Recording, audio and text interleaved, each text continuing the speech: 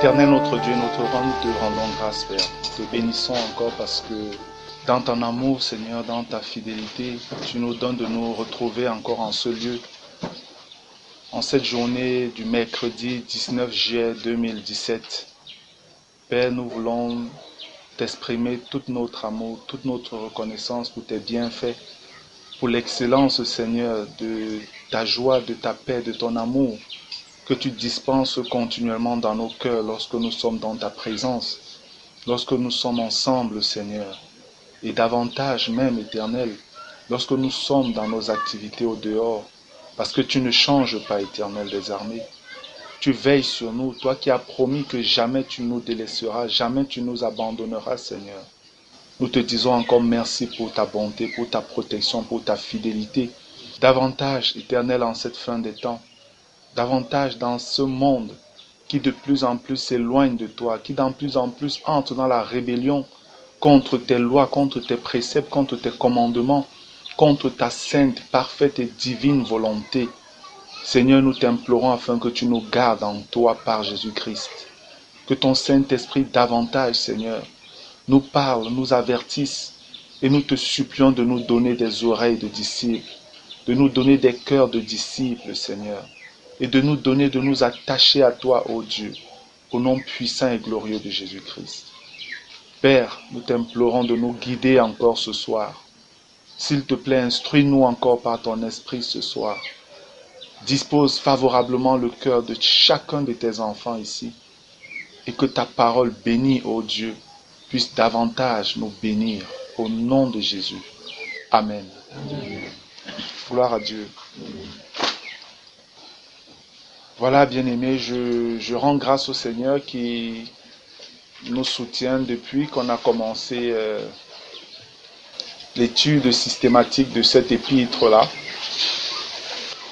La première épître de Paul à Timothée, la première lettre que Paul a adressée à Timothée, et que le Seigneur Dieu Tout-Puissant a bien voulu consigner dans les Écritures, la Bible, comme faisant partie du canon des textes sacrés que nous, l'Église d'aujourd'hui, devons prendre en compte. Amen. Bien, nous avons déjà vu les chapitres 1, 2, 3, et mercredi dernier, c'était le chapitre 4 que nous avons vu. Aujourd'hui, nous allons commencer avec le chapitre 5. Je dis commencer parce qu'on ne pourra pas le terminer. Je pense qu'on devra l'étudier en 2 temps. Parce qu'il est assez long, il a 25 versets. Donc il est assez long. Amen. S'il fallait étudier tous les 25 versets ce soir, il faudrait que nous allions vraiment au sprint. Mais ce n'est pas la volonté de Dieu. Amen. Il est bon que nous allions doucement et sûrement afin de pouvoir tirer au maximum tout ce que le Saint-Esprit peut nous donner de percevoir dans cette épître-là. Bien, nous sommes dans 1 Timothée chapitre 5. Nous avons déjà vu un certain nombre de choses depuis le chapitre 1 jusqu'au chapitre 4 qui était... chapitre 4 nous avertissait davantage sur les conditions dangereuses qu'il y aurait à la fin des temps, liées sur le plan davantage spirituel avec la séduction de plusieurs personnes qui abandonneront le Seigneur et finiront par enseigner des choses inspirées par des démons. Malheureusement, on a aussi vu qu'il y en a qui vont être séduits par ces personnes-là. Mais je le dis, le Seigneur dans son amour nous a tout annoncé d'avance, afin que chacun soit responsable devant lui et envers lui-même. Si tu tombes, malgré tous les avertissements que Dieu t'a donnés déjà, tu ne pourras t'en prendre qu'à toi-même. Amen. Tu ne pourras t'en prendre qu'à toi-même. Le chapitre 5 il y a comme une légère rupture avec les autres chapitres, mais pas véritablement. Le chapitre 5 nous parle davantage de la discipline et de l'amour au milieu des chrétiens pendant la période difficile des temps de la fin que nous sommes en train de traverser. Donc dans ce chapitre-ci, le Seigneur nous donne des instructions pour davantage éprouver notre amour. Et c'est par la manifestation de cet amour-là que réellement on connaîtra ceux qui sont vraiment disciples de Jésus-Christ. Amen. Vous savez, le Seigneur, lorsqu'il était sur la terre, pendant qu'il annonçait même des prophéties liées au contexte de la fin des temps, disait que à la fin des temps, l'amour du plus grand nombre va diminuer. Amen. L'amour du plus grand nombre va diminuer. Et cet amour, on doit le comprendre à deux niveaux. Premièrement, vis-à-vis de lui, l'amour des hommes vis-à-vis de Dieu va diminuer. Et c'est exactement ce que nous sommes en train de vivre aujourd'hui. Et l'amour des hommes envers les hommes, les uns envers les autres, va également diminuer. Et c'est exactement ce que nous sommes en train de vivre aujourd'hui. Mais le Seigneur ne veut pas que cela soit ainsi dans l'Église. Parce que l'Église n'est pas le monde. Amen. L'Église n'est pas le monde. Il est clair que l'avertissement du Seigneur est davantage pour nous, l'Église. Parce que le monde a toujours travaillé sur le coup du profit. Mais c'est l'Église qui est censée vivre, marcher dans l'amour véritable. Et c'est cet amour-là qui va diminuer pour certains selon la parole du Seigneur. Vous comprenez vraiment que, frère, Dieu à la fin des temps rend chaque homme responsable de lui-même. Parce qu'il nous a tout révélé. Dans les évangiles, quand il annonçait les éléments de la fin des temps, en conclusion, à un moment, il dit aux apôtres, voici, je vous ai tout annoncé d'avance. Amen. C'était pour leur donner d'aide, de comprendre qu'ils sont responsables désormais devant le Seigneur. Voici, je vous ai tout annoncé d'avance. Et il est merveilleux de décrypter les Écritures telles que le Seigneur nous donne de le faire depuis un certain nombre de semaines, les mercredis soirs, afin de voir réellement ce que Dieu nous a encore révélé pour nous qui sommes réellement à la fin des temps. Comment est-ce que nous, Église de Jésus, nous devons fonctionner? Comment est-ce que nous devons nous comporter vis-à-vis de notre Père, notre Sauveur, notre Créateur, notre Dieu? Et comment est-ce qu'on doit se comporter les uns envers les autres? Ça, c'est important. Et c'est un peu de cela que le chapitre 5 nous parle. Mais ça parle également de discipline. Pourquoi la discipline? Parce que en cette fin des temps, puisque l'amour de Dieu va diminuer dans le cœur d'un certain nombre de personnes et même des chrétiens, il va falloir veiller véritablement afin que le désordre n'entre pas dans la bergerie du Seigneur. Amen. Et c'est la responsabilité, d'abord, c'est vrai, des évêques, dont des surveillants, des anciens qui sont là, mais c'est la responsabilité de chacun de nous tous. On doit veiller les uns sur les autres. Amen. On doit veiller les uns sur les autres. Et c'est pourquoi la discipline doit être assez rigoureuse. Et cette discipline est liée à la vie, notre vie pratique au quotidien. Ne pas jouer avec le péché.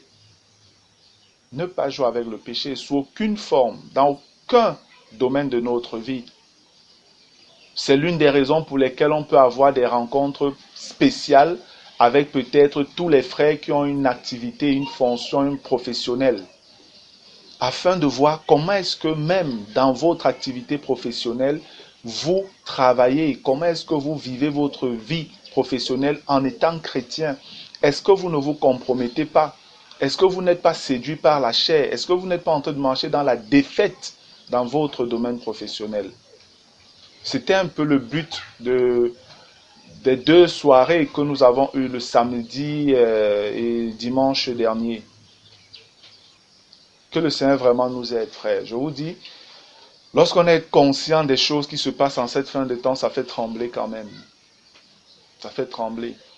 Et tel que Dieu parle, c'est que personne n'est épargné de subir toute la pression du monde. Ceux du monde là-bas qui sont encore à l'extérieur, qui ne connaissent pas encore le Seigneur, subissent cela de manière terrible.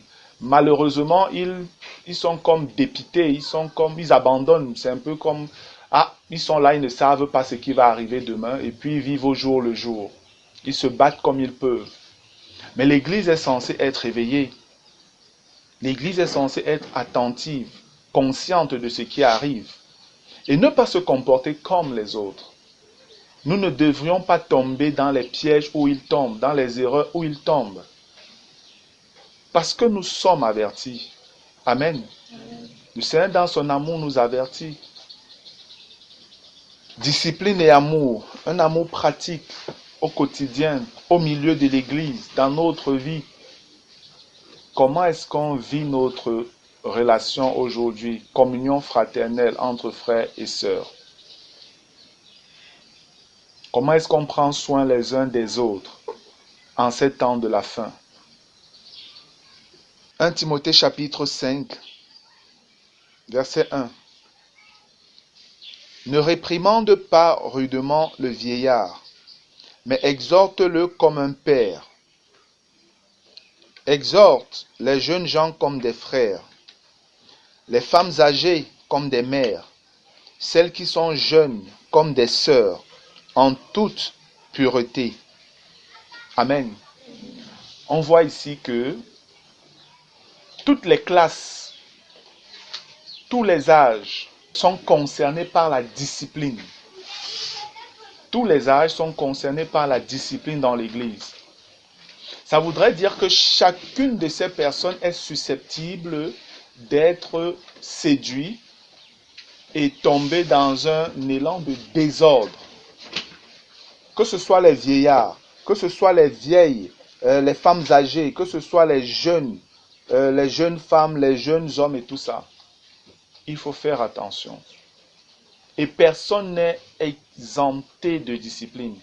Ça voudrait dire que si c'est un frère âgé qui crée du désordre, lui aussi doit être mis sous discipline.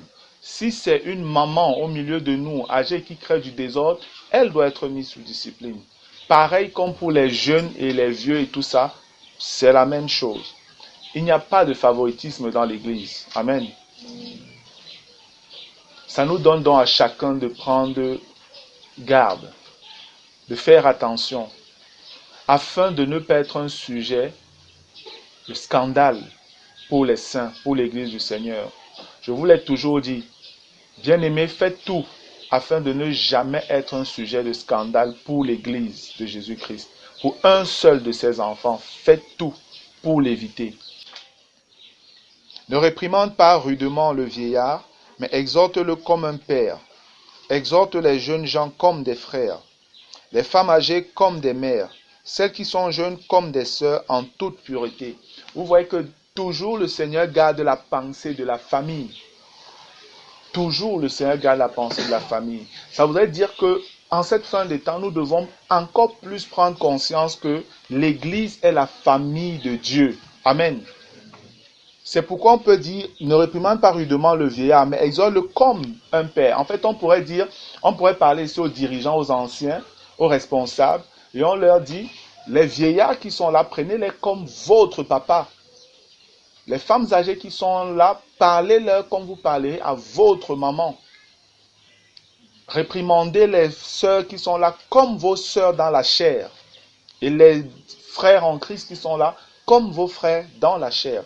Simplement la famille.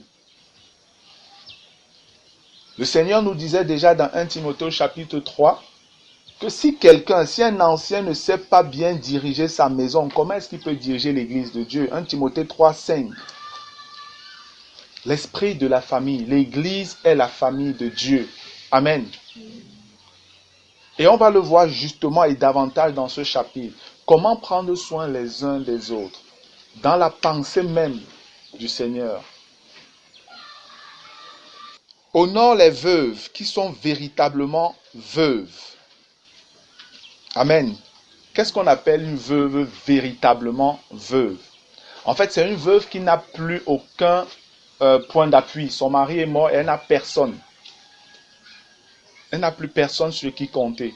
C'est celle-là que la Bible considère comme une veuve véritablement veuve, qui est toute seule. La Bible nous demande de les honorer. Les honorer, ça veut simplement dire prendre soin d'elles, s'occuper d'elles. Si une veuve a des enfants ou des petits-enfants, qu'ils apprennent avant tout à exercer la piété envers leur propre famille et à rendre à leurs parents ce qu'ils ont reçu d'eux, car cela est agréable à Dieu. Amen. Ici, la parole nous donne, en termes de discipline et même d'exercice de l'amour, Dieu nous donne des principes simples afin que l'esprit de cupidité, d'irresponsabilité qui va davantage se manifester dans le monde ne soit pas accepté au milieu des chrétiens. Comprenez très bien. Le Seigneur est en train de nous dire, s'il y a une veuve qui a des enfants ou des petits-enfants, donc si elle est peut-être déjà grand-mère, que ses enfants ou ses petits-enfants apprennent à exercer leur foi chrétienne, leur charité chrétienne, d'abord envers cette maman-là. Amen. D'abord dans leur famille. C'est là-bas qu'ils doivent manifester d'abord leur vie chrétienne. Parce que vous savez, il y a des chrétiens, c'est facile pour eux de montrer qu'ils sont très bons dehors. Mais quand ils sont chez eux, ils sont totalement brouillons. Ils sont totalement brouillons. Pour Dieu, ça ne doit pas se passer comme ça. Pour le Seigneur, c'est d'abord ta maison, après l'extérieur. Amen. En toute chose, bien-aimés. En toute chose. Il y a des frères, ils sont prompts à donner aux gens dehors, mais aux gens de leur famille même, ils ne donnent pas. Vous faites mal si vous agissez comme ça. C'est ce que le Seigneur est en train de dire ici. Occupez-vous d'abord de ceux de votre maison. Amen.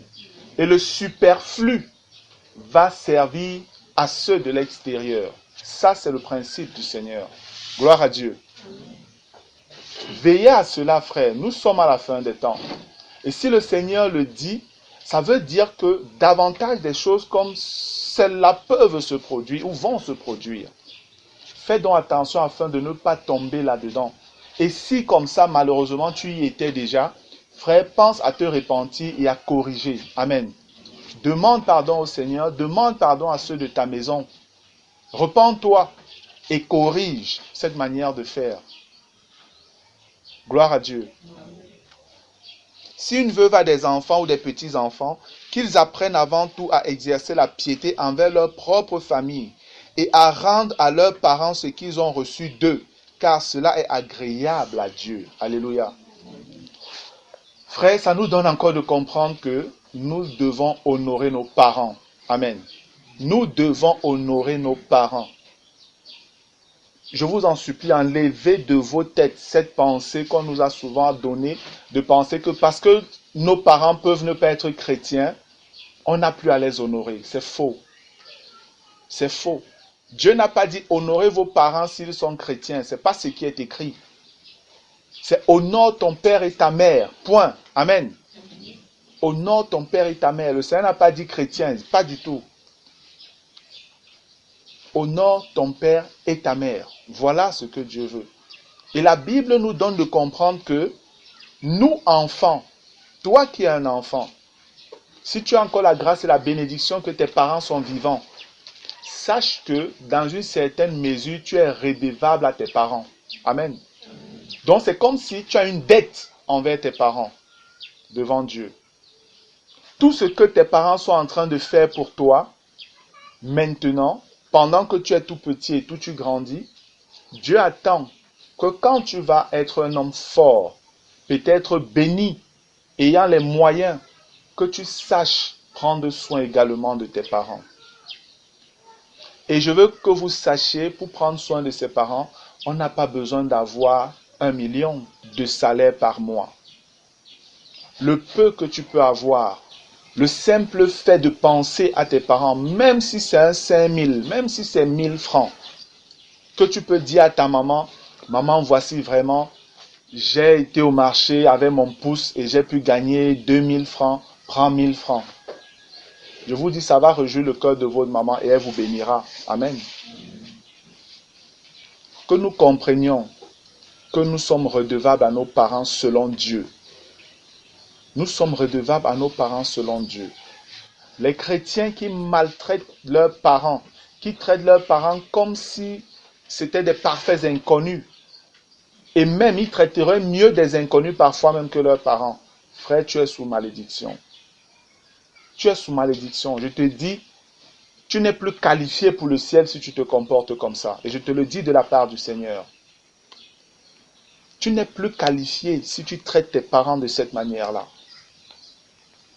Si une veuve a des enfants ou des petits-enfants, qu'ils apprennent avant tout à exercer la piété envers leur propre famille et à rendre à leurs parents ce qu'ils ont reçu d'eux, car cela est agréable à Dieu. Le terme agréable ici, c'est le même mot qui est utilisé dans 1 Timothée chapitre 2, le verset 3. Lorsqu'on dit qu'il faut prier pour les autorités et tout ça, et on dit cela est bon et agréable devant Dieu notre Sauveur.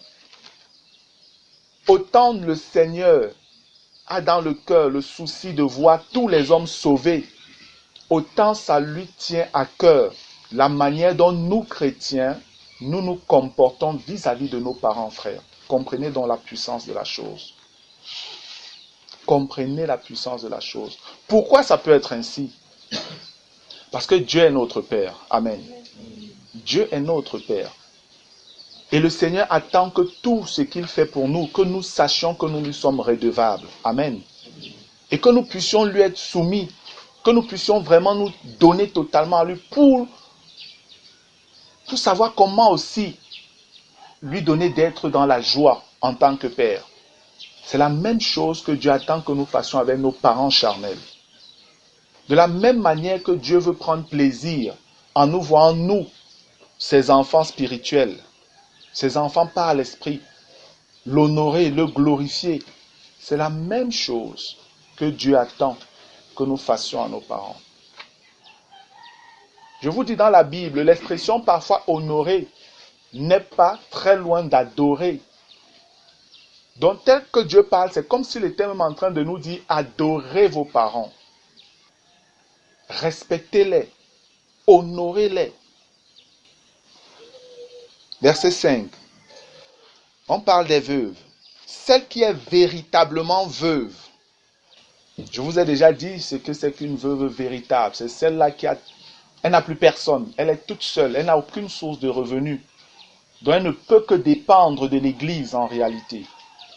Celle qui est véritablement veuve et qui est demeurée toute seule met son espérance en Dieu et persévère nuit et jour dans les supplications et les prières. Mais celle qui vit dans les plaisirs, dont la veuve ou les veuves qui vit dans les plaisirs, est morte quoique vivante.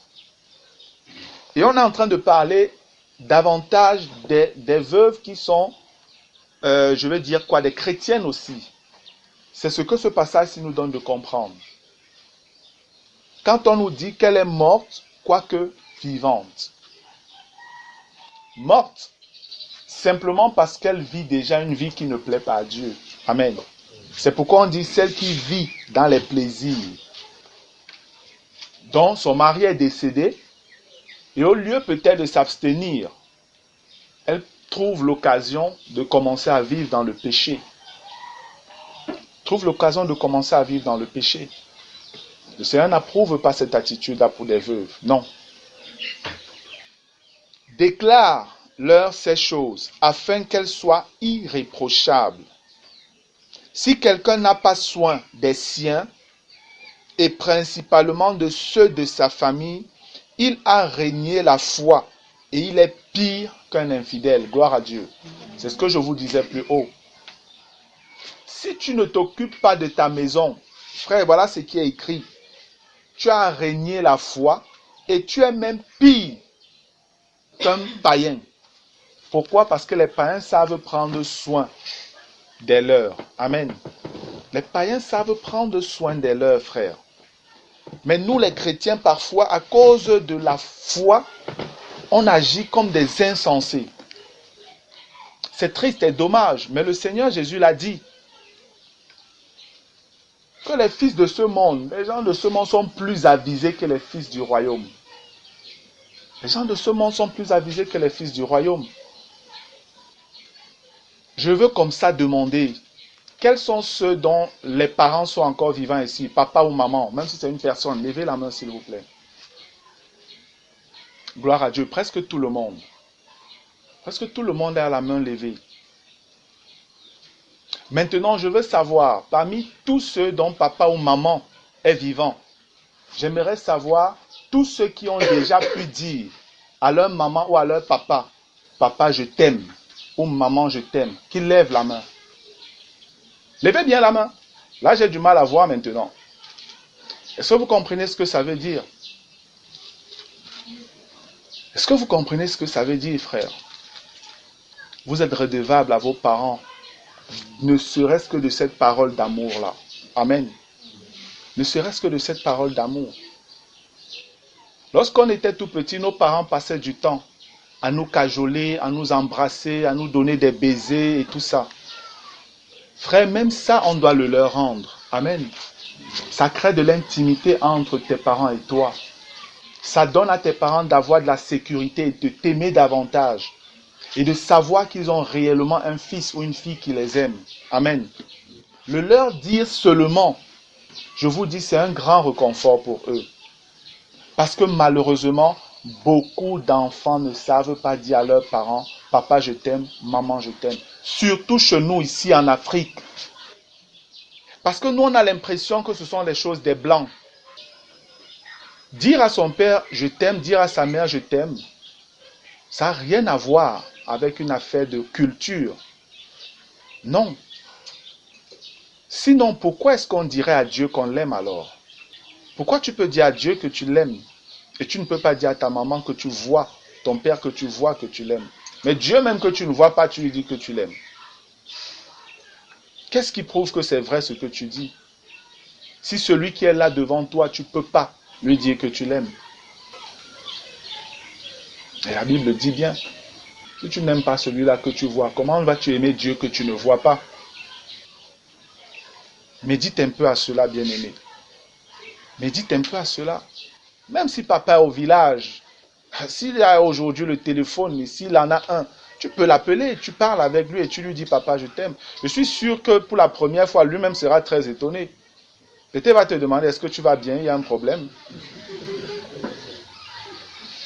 Oui, parce que lui-même il va se dire mais qu'est-ce qui se passe? Est-ce que ça va? Qu'est-ce qui se passe? Cultivons ça, frère. Je vous dis, vous allez voir que ça va briser quelque chose. Amen. Ça va vous donner vous-même de ressentir véritablement ce que c'est que l'amour. Faites l'expérience, vous allez voir. Faites l'expérience. Gloire à Dieu.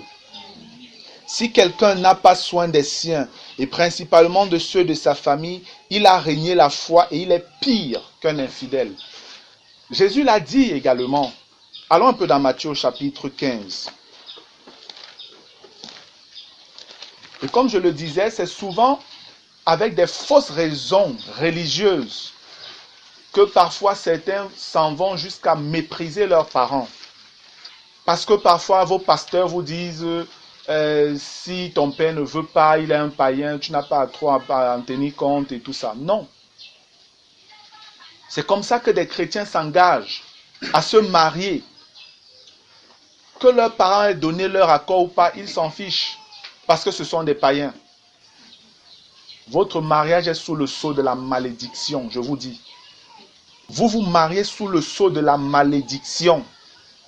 Ne soyez donc plus surpris des problèmes qu'il peut avoir dans votre ménage. Allez demander pardon à ces personnes que vous avez méprisées. Allez leur demander pardon. Matthieu chapitre 15. Je vais lire à partir du verset 1. Alors, des pharisiens et des scribes vinrent de Jérusalem auprès de Jésus et dirent: pourquoi tes disciples transgressent-ils la tradition des anciens? Car ils ne se lavent pas les mains quand ils prennent leur repas. Il leur répondit: Et vous, pourquoi transgressez-vous le commandement de Dieu au profit de votre tradition? Car Dieu a dit, honore ton père et ta mère. Et celui qui maudira son père ou sa mère sera puni de mort. Mais vous, vous dites, celui qui dira à son père ou à sa mère, ce dont j'aurais pu t'assister est une offrande à Dieu, n'est pas tenu d'honorer son père ou sa mère. Vous annulez ainsi la parole de Dieu au profit de votre tradition. Voilà ce que le Seigneur dit. Ces leaders religieux encourageaient le peuple, certaines personnes, à venir leur donner des choses et à négliger leurs parents. Et Jésus leur disait déjà, vous faites mal d'enseigner les gens comme ça. Vous faites mal d'enseigner les gens. Et le Seigneur donnait de comprendre que là, ils sont sous malédiction s'ils agissent comme ça. C'est pourquoi je suis en train de dire, frère, que si tu vas te marier, si tu t'es marié sans la bénédiction de tes parents, tu es sous malédiction. Pareil pour toi, ma sœur. Si tu es dans un foyer alors que tes parents n'ont pas donné leur bénédiction, tu allais te marier comme si tu es tombé, je ne sais pas d'où, toute seule comme ça, il y a un problème. Et je vais vous dire qu'un certain nombre de sœurs, de frères, de couples, quand j'ai souvent discuté avec ces personnes, parfois certains, c'est soit ils n'ont pas d'enfants, soit il y a tel autre problème, soit. Et quand tu essaies de créer, tu te rends compte que réellement les fondements, les bases pour leur union n'étaient pas bonnes. Les bases n'étaient pas bonnes. Et souvent parce qu'on a méprisé les parents. Parce que ces pasteurs, ces hommes-là leur disaient, ah, ce sont des païens. Venez, on va faire, on va bénir. Frère, je vous l'ai déjà dit, ce n'est pas l'église qui marie les gens. Ce sont les familles qui marient leurs enfants. Amen. L'église est accompagnatrice selon la liberté et l'opportunité que les frères qui se marient leur donnent. Comprenez très bien cela. Dieu a voulu que ce soit ainsi et ça doit l'être pour nous, Église. Amen. Le mariage devrait être un sujet de joie et de bénédiction. N'en faites pas un sujet de malédiction pour vous, je vous en supplie. Veillez à cela. Si vous voulez vous marier, les parents ne sont pas d'accord. Attendez. Amen. Attendez, priez, soyez patients. Je vous dis, c'est que le Seigneur voudrait faire quelque chose dans votre vie. Entre vous deux là, Dieu veut vous apprendre encore quelque chose. Demandez-lui, Seigneur, donne-nous de comprendre ce que tu veux qu'on comprenne. Révèle-nous ce qu'on n'a pas encore compris, Père. Si vous comprenez, vous verrez comment les choses vont commencer à se décanter. Même ceux qui s'opposaient, frères, vont commencer à être pour vous. Amen. Ça, c'est mon expérience avec le Seigneur.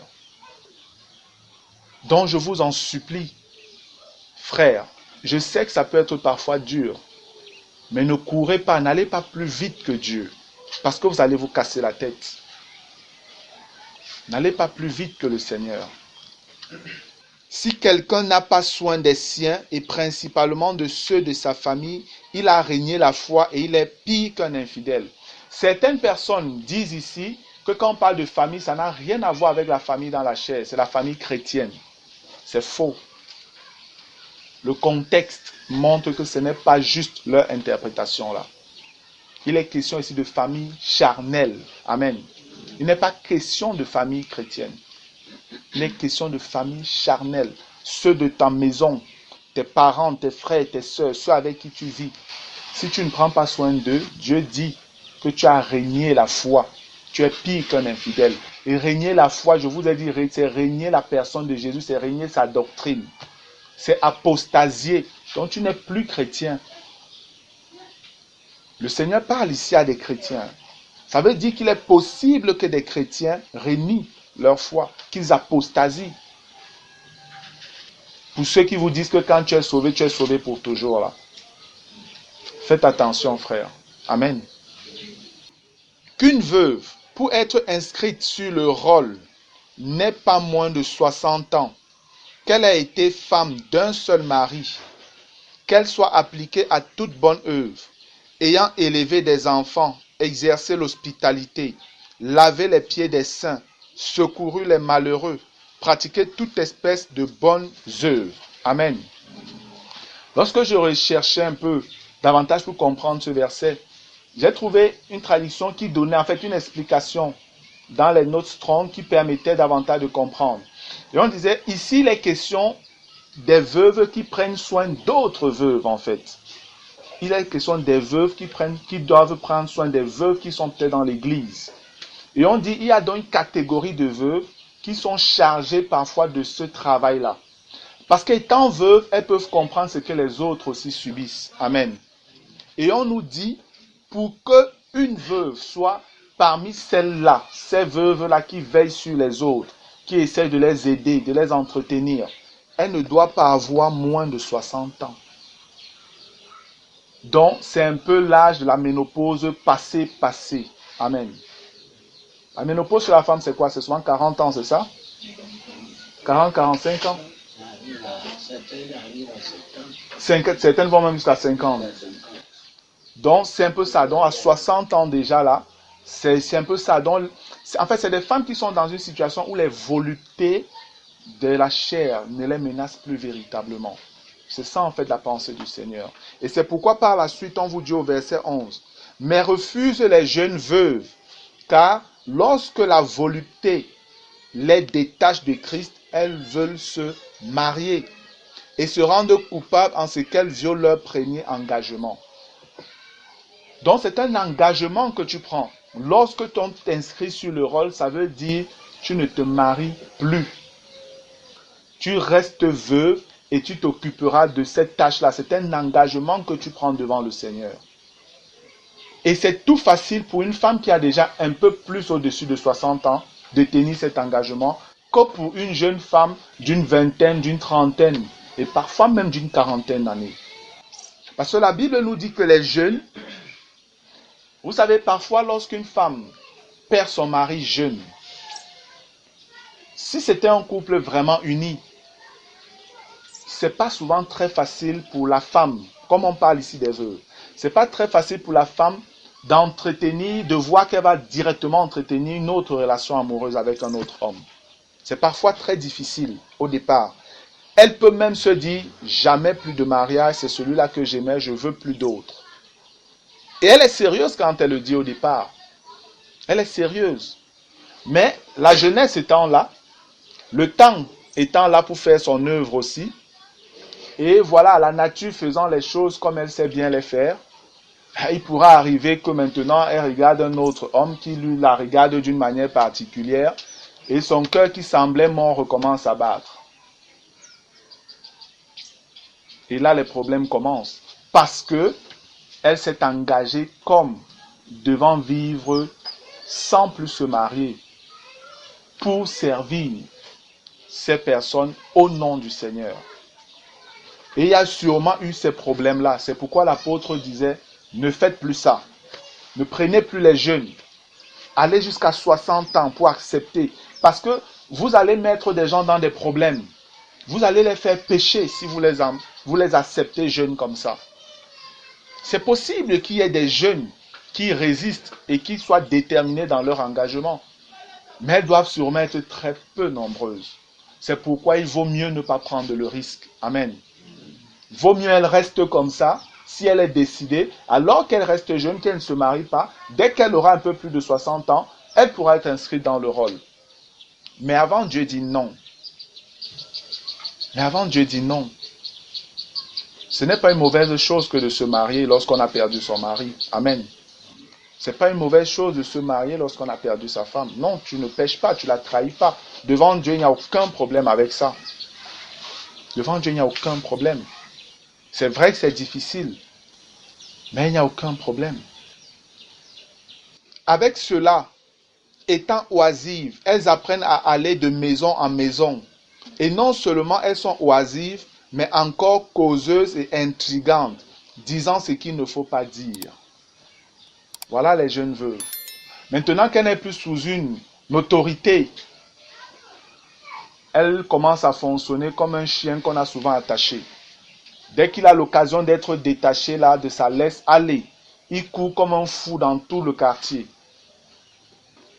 Maintenant que l'homme, le chef, il est mort, on est détaché et on commence à agir comme une insensée. Malheureusement, il y avait des sœurs qui agissaient comme ça. Paul l'avait laissé envoyer Timothée à Éphèse pour s'occuper des bien-aimés de l'église d'Éphèse. Donc à Éphèse, là, il devait avoir des sœurs qui se comportaient de cette manière-là. Et il fallait discipliner maintenant, mettre de l'ordre. Et je vous ai dit, frère, les femmes sont causeuses. Elles aiment bavarder. Ça a commencé avec Ève. On ne sait même pas ce qu'elle discutait là-bas avec Satan. Je veux donc que les jeunes se marient, qu'elles aient des enfants, qu'elles dirigent leur maison, qu'elles ne donnent à l'adversaire aucune occasion de médire, car déjà quelques-unes se sont détournées pour suivre Satan. C'est grave ça. Est-ce que vous vous rendez compte? Ça veut dire que c'était des chrétiennes qui marchaient avec le Seigneur et après, elles se détournent et elles commencent à suivre Satan. Des chrétiennes. Et les gens vous disent que non, ce n'est pas possible de perdre la vie éternelle, ce n'est pas possible de régner, non. Quelqu'un qui commence à suivre Satan, qu'est-ce que ça veut dire? Qui ne vit plus selon la foi en Christ. Amen. Il est rentré dans le monde. Et lorsqu'on regarde ce que Pierre nous dit, c'est que la condition de ce genre de personne devient pire qu'avant. C'est au point où si on te dit que véritablement, tu as cru, tu as du mal à le croire. Je vous ai dit, lorsqu'on a cru au Seigneur, quand on s'est séparé des souillures du monde, et qu'après on abandonne, à cause, je ne sais pas de quelle raison ou de quel plaisir dans le monde là, frère, notre condition devient terrible. Il y avait un groupe de Congolais, des danseurs, c'est les Lokalokito, c'est quoi qu'on appelait là. Parmi ce groupe-là, je crois qu'ils étaient 3. Parmi eux, il y avait un ancien pasteur. Hein. Celui qui était géant, un peu brun là, mince, géant, c'était un pasteur. Un frère qui prêchait la vérité, qui annonçait le Seigneur, qui prêchait l'évangile. On ne sait pas trop ce qui s'est passé. Et il a abandonné le Seigneur. Et c'est lui qui a formé le groupe là. Il est devenu un très grand danseur. Voilà le message qu'il a commencé à véhiculer au monde. Et il n'est pas seul. Plusieurs, je vous dis plusieurs, et encore plus en cette fin de temps, où tu vas voir un frère, une sœur avec qui vous étiez là constamment fidèles et tout ça. Mais à un moment, c'est à distance que vous voyez, hein, il ne veut plus s'approcher de toi. Il ne vous dit plus rien, vous le voyez seulement de l'autre côté. Quand vous passez, c'est seulement la main qui bouge comme ça, au revoir. Salut, salut frère, c'est comment? Non, je suis pressé. Demain tu le vois, frère, bonjour, je suis pressé. Tu le vois le lendemain encore, frère, je suis pressé. C'est fini. Il n'est plus là. Il n'est plus là. Il a commencé une autre vie. Car déjà quelques-unes se sont détournées pour suivre Satan. Si quelques fidèles, hommes ou femmes, a des veuves, qu'ils les assistent et que l'Église n'en soit point chargée, afin qu'elles puissent assister celles qui sont véritablement veuves. Amen. L'amour fraternel, l'entraide, la charité entre chrétiens. Ici, on nous donne une autre situation. Le Seigneur nous dit, s'il y a des personnes qui ont des veuves dans leur famille charnelle, et ces personnes sont des chrétiennes, et cette veuve ici, elle est chrétienne également. Le Seigneur dit, c'est aux frères qui sont liés par le sang, qui sont de la même famille que cette femme, cette veuve, ce sont eux qui doivent prendre soin d'elle. Dans le cas où c'est possible, amen. S'ils ont les moyens, c'est à eux de s'occuper de leur sœur, de leur mère, de leur belle-sœur, ou je ne sais pas trop quoi encore. Ce n'est pas à l'église. Pourquoi? Parce que l'église est composée de plusieurs familles. Amen. de plusieurs personnes. Si, dans une certaine mesure, on peut décharger l'Église de certains fardeaux, ce serait une bonne chose. Amen.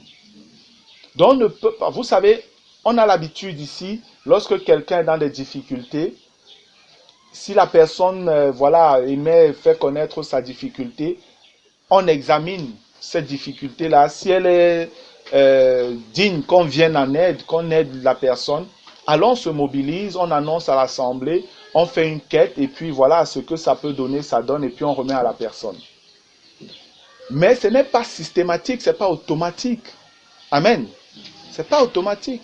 Parce que ici, il y a des familles. Il y a parfois ici des gens qui ont des personnes qui ont des moyens.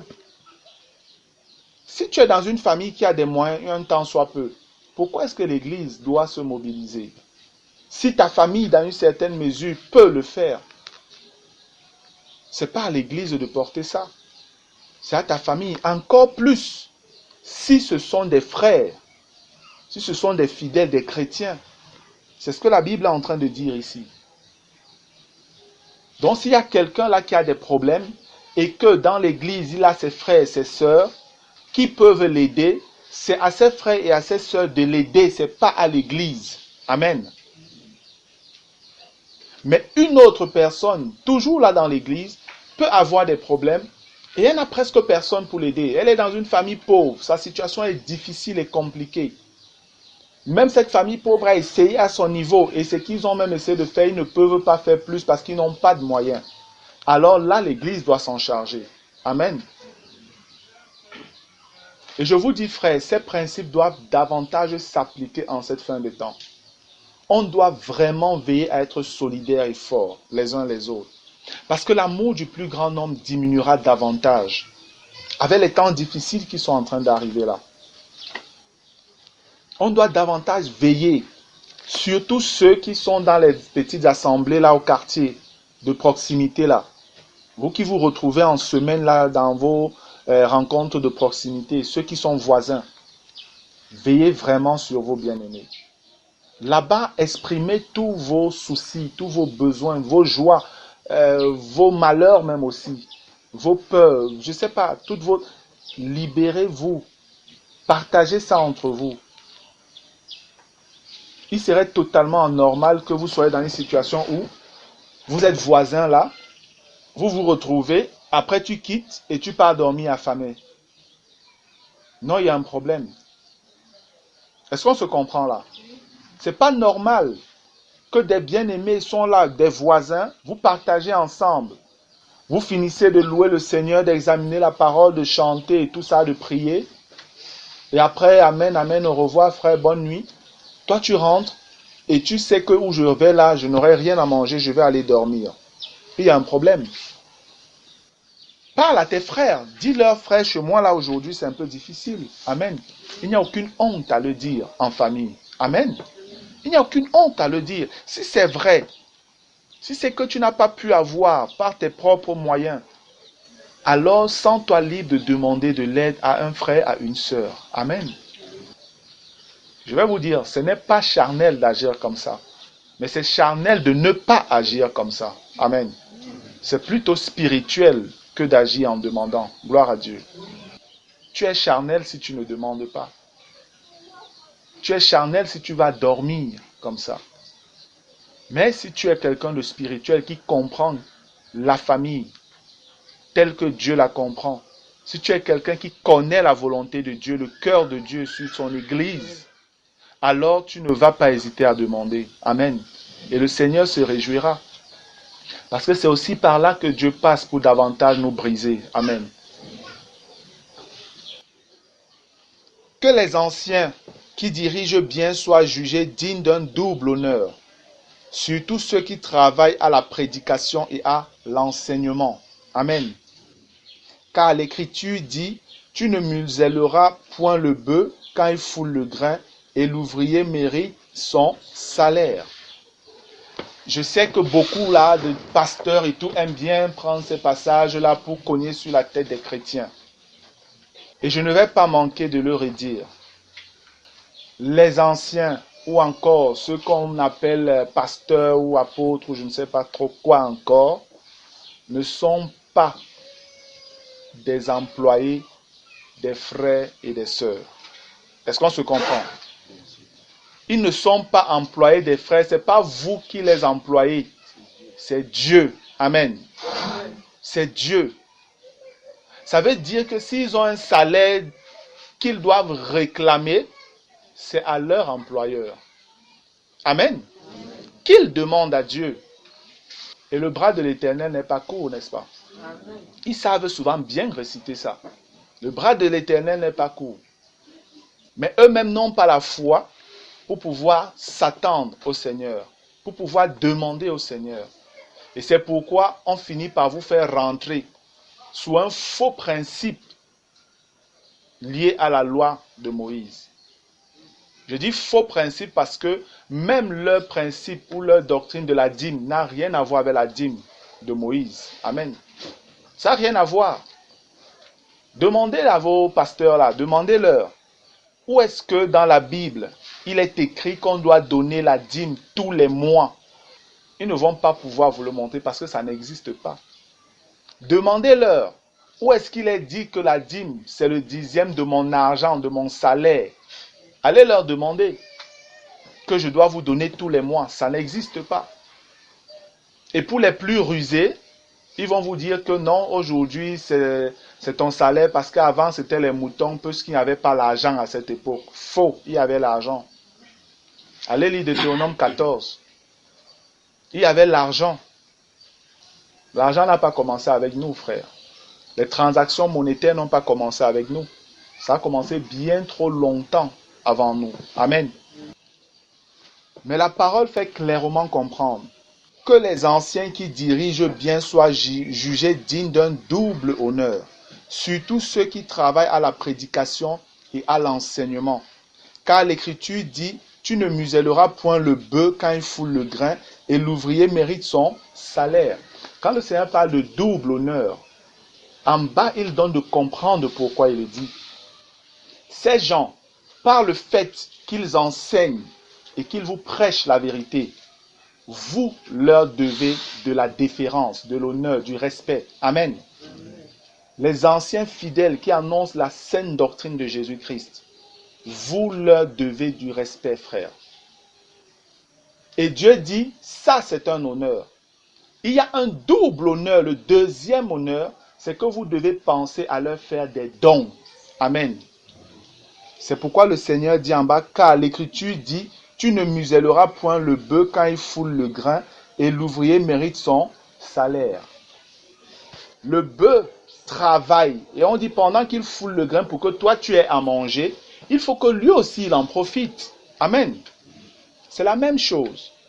Donc un ancien qui travaille fidèlement devant Dieu, il faudrait que le fruit du travail là, lui aussi, il ait quelque chose en retour. C'est la parole qui le dit. C'est la parole qui le dit. Parce que si vous êtes enseigné de la bonne manière, avec les principes de Christ, alors vous serez bénis. Amen. Vous allez prospérer. Et le Seigneur dit, de votre prospérité, vous devez penser également à rémunérer celui qui prend soin de vous. Amen. C'est la parole qui le dit. Je sais que des pasteurs là dehors passent le temps à cogner sur les chrétiens par rapport à ça. Ce que moi je suis en train de faire, il faut que je vous dise la vérité. Amen. Il faut que je vous dise la vérité. Je dois vous enseigner ça. Mais si moi, j'ai un souci, ce n'est pas à vous que je viendrai le dire. Amen. C'est à Dieu que je devrais le dire. Je n'ai pas à crier sur la tête des frères et des sœurs chaque fois que non, donnez-moi l'argent, mes enfants doivent aller à l'école. Donnez-moi l'argent, je n'ai pas payé mon loyer. Donnez-moi l'argent, j'ai faim. Donnez-moi la... Non, non, non, ce n'est pas digne d'un serviteur de Dieu, frère. Ce n'est pas digne d'un serviteur de Dieu. Tu fais honte au Seigneur. Demande à ton employeur. Et lui saura comment prendre soin de toi. Amen. D'une manière ou d'une autre, le Seigneur le fera. Le Seigneur le fera. Mais vous, frères, vous êtes censés connaître quelles sont vos responsabilités. devant Dieu par rapport à ceux qui vous apportent la parole, à ceux qui rendent un ministère auprès de vous pour la gloire de Dieu. Amen. Ne reçois point d'accusation contre un ancien si ce n'est sur la déposition de 2 ou de 3 témoins. Comme j'ai dit, ici on nous parle de la discipline et de l'amour. Et même les anciens ne sont pas épargnés de cette discipline-là. Amen. Même les anciens ne sont pas épargnés de cette discipline. Parce que ceux qui finissent par enseigner des doctrines de démons, c'est qui? Ce sont les anciens-là. Ce sont ceux-là qui sont à la tête, qui sont des dirigeants, des pasteurs. C'est eux qui finissent par apostasier. C'est pourquoi je disais, on doit veiller les uns sur les autres. Autant je veille sur vous, autant vous devez veiller sur moi. Amen. S'il y a quelque chose qui dérape par rapport aux enseignements du début, vous devez pouvoir venir dire, frère, qu'est-ce qui se passe? Au début, tu enseignais comme ça et on croit que c'est ce qui était juste. Maintenant, pourquoi tu dis telle chose? Même les anciens sont tenus de rendre compte. Amen. Ils ne sont pas des tout-puissants, comme certains le pensent. Ne mettez pas dans votre tête cette histoire que certains pasteurs ont mis, on dit quoi? Ne touchez pas loin de l'Éternel. Ne parlez pas contre loin de l'Éternel. C'est n'importe quoi. Si quelqu'un commence à vous prêcher ça, celui-là, il a décidé de se perdre. Amen. Pour moi, je crois que si un ancien est fidèle devant le Seigneur et qu'il enseigne la vérité au peuple de Dieu, il n'a pas à craindre. Amen. Il n'a pas à craindre. Il n'a même pas dans une certaine mesure à se défendre. Le Seigneur saura le défendre. Gloire à Dieu. Le Seigneur saura le défendre. Mais la parole dit, ne reçois pas d'accusation contre un ancien si ce n'est sur la déposition de 2 ou de 3 témoins. Donc il faudrait que si quelqu'un vient vous dire qu'il m'a vu dans une posture qui ne glorifie pas Dieu, il faudrait qu'il y ait une autre personne qui vienne attester ou affirmer cette chose-là avant que vous commenciez même à prendre la chose en compte. Mais si c'est une seule personne qui vient te raconter, j'ai vu le frère Martial à telle ou dans telle posture, frère, dis-lui pardon, ferme ta bouche. Amen. Ne reçois point d'accusation contre un ancien si ce n'est sur la déposition de 2 ou de 3 témoins. Ceux qui pêchent, reprends-les devant tous, afin que les autres aussi éprouvent de la crainte. Amen. S'il y en a parmi les dirigeants, les anciens, qui ne marchent pas fidèlement, on doit les reprendre. Amen. Également, c'est exactement ce que Paul a fait avec Pierre dans Galates 2. Lorsque Pierre a manifesté une action d'hypocrisie, c'est devant tout le monde là que Paul l'a confronté. Amen. Parce qu'il a été hypocrite. Barnabas également, ils sont entrés dans ce jeu-là. L'apôtre Paul n'a pas été tendre avec eux. Il les a repris. Comprenez, frères, que les dirigeants ne sont pas exempts de réprimande. Non, ce sont des frères d'abord comme vous tous. Amen. Arrêtez de penser que ce sont des gens qui ne peuvent pas pécher. Il est vrai qu'ils doivent être des personnes accomplies. Mais il peut arriver qu'ils commettent des erreurs. Ça peut arriver. Et un dirigeant, selon le cœur de Dieu, saura s'humilier, demander pardon pour une erreur qu'il aura commise. Que d'essayer de menacer des gens et puis commencer à leur avancer des paroles de malédiction. Si vous êtes avec des dirigeants comme ça, commencez à demander à Dieu ce que vous devez faire. Qu'il vous montre une assemblée où vous pouvez aller, qui vous donne des frères avec qui vous pouvez persévérer. Parce que si vous êtes avec quelqu'un qui n'accepte pas de réprimande, qui n'accepte pas de reproche, vous n'êtes plus en sécurité vous-même. Vous n'êtes plus en sécurité.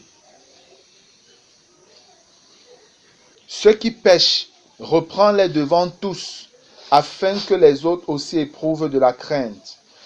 Je te conjure devant Dieu, devant Jésus-Christ et devant les anges élus, d'observer ces choses sans prévention et de ne rien faire par faveur. Amen. D'être juste. La discipline dans l'Église doit s'exercer dans la justice. Amen. Je ne dois pas reprendre un frère d'une manière très douce là ou délicatement, mais l'autre, parce que je ne sais pas trop quoi, j'ai rien du tout avec lui de particulier, je vais le reprendre de manière à totalement vouloir l'humilier. Non, ça ne marche pas comme ça avec Dieu.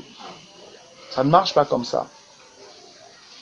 Quel que soit le frère ou la sœur qui commet quelque chose de pas bien, on doit reprendre cette personne. Amen. Il n'y a pas de favoritisme. Dans l'église de Jésus-Christ, les notions de maman pasto, de bébé pasto, ça n'existe pas. Ça n'existe pas. N'ayez pas peur de reprendre les enfants des frères, des dirigeants s'ils commettent des bêtises. N'ayez pas peur de parler, de reprendre leurs femmes si elles commettent des bêtises. Et la vérité, c'est que lui-même devrait pouvoir le faire, le dirigeant. Si sa femme commet une bêtise, si un de ses enfants commet une bêtise, il devrait pouvoir le réprimander normalement. Amen. S'il ne le fait pas, il est en train d'échouer dans son ministère. Et il n'aime pas sa famille. Il n'aime pas sa famille. On a vu le sacrificateur Élie qui a perdu ses deux fils. Ses deux fils le même jour à cause d'une attitude aussi laxiste par rapport au comportement mauvais qu'ils avaient. Il n'arrivait pas à réprimander ses enfants fermement. Et il continuait à salir, souiller les choses sacrées. Et le jugement de Dieu est tombé sur eux. Le jugement de Dieu est tombé sur eux. Et le Seigneur a retiré le sacerdoce à toute cette lignée-là. Toute cette lignée. Ils n'ont plus de sacrificateurs dans cette famille. Une malédiction éternelle sur la famille. Donc les dirigeants qui sont là, ils protègent leurs femmes, protègent leurs enfants, couvrent leurs bêtises. Ils ne sont plus qualifiés pour être dirigeants du peuple de Dieu. Amen. S'ils aiment réellement le Seigneur et s'ils aiment leur famille, ils sauront comment les reprendre s'il y a quelque chose qui ne va pas. Et c'est déjà pas normal que les choses puissent aller jusqu'à ce point, parce que la famille d'un dirigeant doit être une famille exemplaire, selon les Écritures. Amen. Dès que la famille d'un dirigeant devient une famille désordonnée, je vous dis, si c'est quelqu'un qui est consciencieux, il doit laisser tomber. Il doit se retirer. Il faut qu'il remette sa maison en ordre avant de pouvoir venir mettre de l'ordre dans la maison de Dieu. Amen. Je te conjure devant Dieu, devant Jésus-Christ et devant les anges élus, d'observer ces choses sans prévention et de ne rien faire par faveur. N'impose les mains à personne avec précipitation et ne participe pas au péché d'autrui. Toi-même, conserve-toi pur. Lorsqu'on dit n'impose pas les mains avec précipitation, il n'est pas question ici peut-être de prière ou autre chose, non. Dans ce contexte, il est question d'une imposition pour octroyer une fonction dans l'Église. Amen. C'est pour dire, n'élève personne à une fonction de responsabilité dans l'Église avec précipitation. La Bible nous a dit dans 1 Timothée 3 qu'on doit éprouver les anciens, amen, avant de les établir. Pareil pour les diacres, les diaconesses. Ils sont d'abord éprouvés avant d'être établis. Mais si c'est que, comme on voit aujourd'hui, celui qui veut être aujourd'hui ancien, machin, voilà, il va là-bas, il donne un peu d'argent et puis il est ancien. Il est ancien. S'il a un peu un bon poste dans une bonne société, dans la société, on le nomme rapidement ancien. Si c'est quelqu'un qui est un ministre, un directeur, je ne sais pas trop quoi, un bon secrétaire général là et tout, ancien. Alors qu'il n'est pas qualifié, il ne respecte pas les critères. Ou diacre, ou diaconesse, ou je ne sais pas trop quoi encore. Ça ne marche pas comme ça dans l'église de Jésus-Christ. Amen. Ça ne marche pas comme ça. Moi, je connais des frères qui... Non, c'est très facile, hein. Tu vas à l'école biblique, là, après, voilà, tu sors. On te dit, bon, tu es sorti avec un diplôme de pasteur. Après 2-3 ans peut-être, 2-3 ans même, c'est beaucoup. Dès qu'on voit tu as une assemblée là et tout, bon, on se dit, on peut encore... Bon, si tu veux, hein, je peux même te nommer apôtre. Hein. Et tu vas et puis on te nomme apôtre. Moi, je vous dis, je connais quelqu'un comme ça, très proche à moi, qui est devenu apôtre comme ça. Je vous dis, celui par qui j'ai cru, c'est comme ça qu'il devient apôtre. C'est un camarade de classe, c'est par lui que j'ai cru au Seigneur. Et on avait le même père spirituel qui prenait soin de nous dans le Seigneur. Mais quelque temps après, il s'est détaché, il est parti. Et il allait dans une école biblique. Et quelques mois après, il est sorti pasteur. Il dit à peine 1 an. Il envoyait maintenant les lettres pour dire que maintenant on va l'ordonner apôtre. Et c'est comme ça qu'il est devenu apôtre. Et aujourd'hui, à son tour, il ordonne les femmes pasteurs. Aujourd'hui, vous allez le voir à la télé faire les appels d'argent. On organise des soirées, c'est lui qui a le micro. Voilà, on va ouvrir une chaîne de radio qui a 500 000. On veut un micro de 500 000. Bon, si c'est trop, si une personne, vous pouvez vous mettre à 250 000, le Seigneur va vous bénir. Non, si c'est trop, mettez-vous à 3 ou à 4, le Seigneur va vous bénir. Je vous dis parce qu'on m'a raconté ce que j'ai vu. Et j'étais choqué de voir ça, de voir, je vais dire, mon frère être arrivé à ce niveau. Avec qui on a évolué ensemble, là, comme ça, après une déviance incroyable. Et je vous dis, pendant que je suis en train de voir ça à la télé, mon téléphone sonne. Je vous dis, mon téléphone sonne. C'est une amie de classe, une camarade de classe au secondaire, qui était, je vais dire quoi, s'asseyait sur le même banc que moi, et à qui je prêchais constamment l'évangile. Elle me connaissait et elle connaissait mon frère là. Et elle était en train de voir la même émission là à la télé. Donc elle m'appelle et comme je la connaissais, dès qu'elle m'a appelé, elle m'a appelé en riant. Et ça faisait très longtemps qu'elle ne m'a pas appelé. Je vous dis, ça faisait très longtemps qu'elle ne m'avait pas appelé. Donc quand elle m'appelle, elle est en train de rire. Je vous dis, mon cœur a sauté parce qu'elle dit que c'est sûr que la fille est en train de voir ce truc. Et là, directement, elle me dit, Martial, imagine que je suis en train de voir à la télé là maintenant. Voilà ce qu'elle m'a posé. Mais imagine que je suis en train de voir à la télé. Je n'ai pas pu répondre, frère. Je savais en fait de qui elle parlait, mais je n'ai pas pu répondre. Et elle m'a dit, c'est elle m'a donné le nom. J'ai dit, oui, c'est vrai que moi-même je suis en train de voir ça. Elle me dit, bon, toi-même dis-moi, est-ce que ça c'est encore Dieu ça? Ce n'est pas la frappe. Sérieux, voilà ce qu'elle m'a dit. Elle m'a dit, est-ce que ça c'est encore Dieu? Ce n'est pas la frappe. Je lui ai dit sincèrement, par la Bible, on ne peut pas soutenir ce qu'il est en train de faire. Il est responsable. Elle m'a dit, je savais que toi, tu ne pouvais même pas accepter des choses pareilles. Et elle a raccroché. Alors qu'on avait bien commencé. Mais parce qu'il y a des gens qui se sont autoproclamés des leaders dans le milieu chrétien, surtout pentecôtistes là, des gens à qui des jeunes vouent une adoration presque. Dès que ces gens vont dire, je t'ai nommé évangéliste, ils sont sûrs qu'ils sont évangélistes. Dès qu'on va dire, je t'ai imposé, je t'ai mis le manteau, c'est mon manteau prophétique sur le corps, allez, celui-là, c'est que non, il est maintenant un prophète. Et vous les voyez sauter à gauche et à droite dans les chaînes de radio et de télé, apôtre tel, pasteur, évangéliste, docteur, archibishop et autres. Mais la parole nous dit, n'impose les mains à personne avec précipitation et ne participe pas au péché d'autrui. Toi-même conserve-toi pur. Ceux qui font ça sont responsables des dégâts que ces gens-là font. Ils participent à leur péché. Amen. Ils rendront compte à Dieu. Ils rendront compte à Dieu, frère. Parce qu'ils font ça peut-être pour avoir de l'argent, pour avoir de la reconnaissance et tout ça. Mais ils ne savent pas qu'ils sont en train de s'éloigner du royaume. Ne continue pas à ne boire que de l'eau, mais fais usage d'un peu de vin à cause de ton estomac et de tes fréquentes indispositions.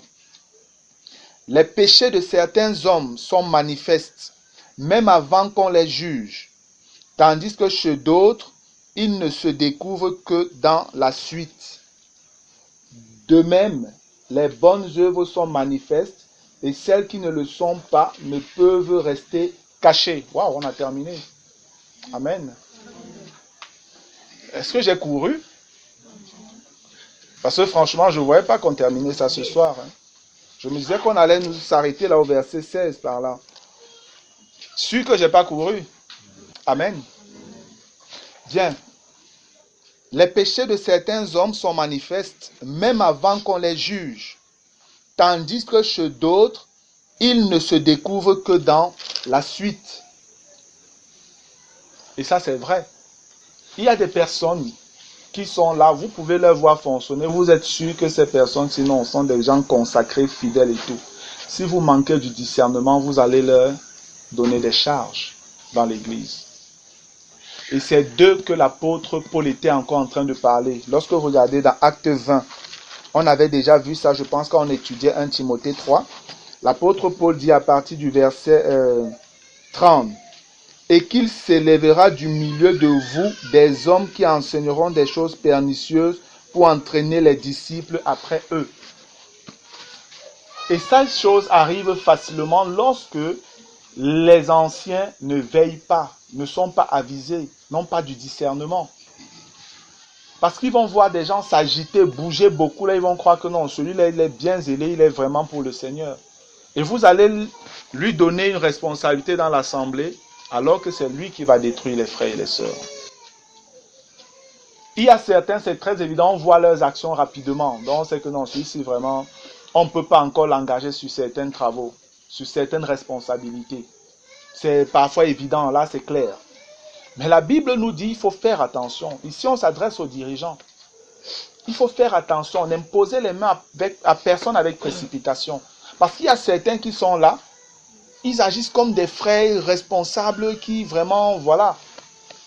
Alors qu'il n'y a rien au fond. Alors qu'il n'y a rien au fond. Le service spirituel n'est pas jugé sur les apparences. Amen. La maturité spirituelle n'est pas jugée sur les apparences. Frère, c'est d'esprit à esprit que cela se comprend. Amen. Je redis encore, c'est d'esprit à esprit qu'on peut connaître qui est spirituel et qui ne l'est pas. Vous pouvez être là nombreux comme ça. Vous voyez des frères qui sont toujours en activité, en action, en train de parler, de dire de bonnes choses, alors qu'il n'y a rien au fond. Mais là, au milieu de vous, vous allez voir des frères et des sœurs qui ne bavardent pas beaucoup, qui ne savent pas beaucoup parler. Mais si vous vous rapprochez un peu d'eux, vous allez comprendre que, waouh, celui-ci a quelque chose, celle-ci a quelque chose. C'est de ça que le Seigneur est en train de parler ici. Et on a besoin des dirigeants qui ont du discernement en cette fin de temps. Amen. Parce que davantage les gens cherchent tellement d'honneur. L'homme est en train de se glorifier lui-même. Toute la gloire qui doit revenir au Seigneur, les hommes se l'approprient aujourd'hui. C'est pourquoi chacun veut être un chef quelque part. Chacun veut être un chef quelque part. Chacun veut être un pasteur, un apôtre, un prophète, un évangéliste, un docteur. Mais ces choses sont difficiles, frère. Le service de Dieu n'est pas une chose facile. Amen. Et Dieu prend le temps de former ses serviteurs. Dans le secret, pour la plupart. Dans le secret. C'est des gens qui parfois ne comptent pas beaucoup. C'est des gens qu'on ne connaît pas. Je vous disais déjà la dernière fois, je crois que c'était peut-être dimanche. Je disais, est-ce que quelqu'un connaît ici dans le monde, vous avez parlé de Jephthé, on te regarde, Jephthé c'est qui? Samson, bon on va savoir, Samson peut-être c'est un homme fort parce qu'on a fait des films sur lui. Gédéon, tu vas dire à quelqu'un, tu connais Gédéon, lui va penser à son cousin ou à son oncle. Mais nous chrétiens, dès qu'on te dit, est-ce que tu connais qui est Samson, directement tu sais ce que ça veut dire. Si on te parle de Gédéon, tu es censé connaître de qui on est en train de parler. Amen. Nous avons nos héros. Demande à quelqu'un, est-ce que tu connais Épaphrodite? Il va te dire, je n'ai jamais entendu le nom là. Alors qu'Épaphrodite, c'était un chrétien fidèle. C'était des gens fidèles à côté de l'apôtre Paul. Donc voilà, bien-aimés, je pense que je vais m'arrêter là pour ce soir. Amen. Je bénis le Seigneur qui a réellement permis que nous puissions terminer le chapitre 5. Vraiment, je ne pensais pas pouvoir le terminer cette soirée. Gloire à Dieu. Et puis voilà, comprenons donc, nous sommes véritablement à la fin des temps. Et dans l'Église, la discipline doit régner. Amen. La discipline doit régner. Et l'amour, et un amour pratique. Un amour pratique. Un amour qu'on voit lié à notre vie au quotidien. C'est à ça que Dieu nous appelle maintenant. Amen. C'est à ça que le Seigneur nous appelle. L'ennemi rôde, il est là pour faire tout son désordre. Mais nous devons veiller les uns sur les autres. Amen. Autant les dirigeants veillent sur vous, autant vous devez veiller sur les dirigeants. Autant ils prient pour vous, autant vous devez prier pour eux. Afin que nous puissions tenir, frères. La joie sera merveilleusement grande si par la grâce de Dieu nous pouvions tous être enlevés et nous retrouver devant le trône de la grâce. Amen. Mais pour ça, on a besoin de veiller les uns sur les autres.